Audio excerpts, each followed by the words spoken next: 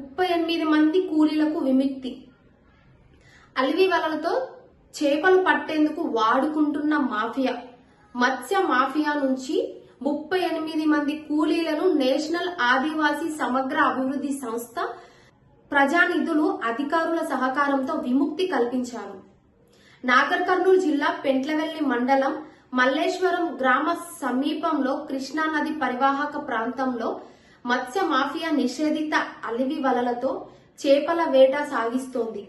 చేపల వేట కోసం మాఫియా వివిధ రాష్ట్రాల్లో రైల్వే స్టేషన్లో, బస్ స్టేషన్లో, ఇతర ప్రాంతాల్లో యాచించే వారిని ఒంటరి పురుషులను గుర్తించి మాయమాటలు చెప్పి తీసుకొచ్చి వెట్టి చాకిరీ చేయించుకుంటున్నారు.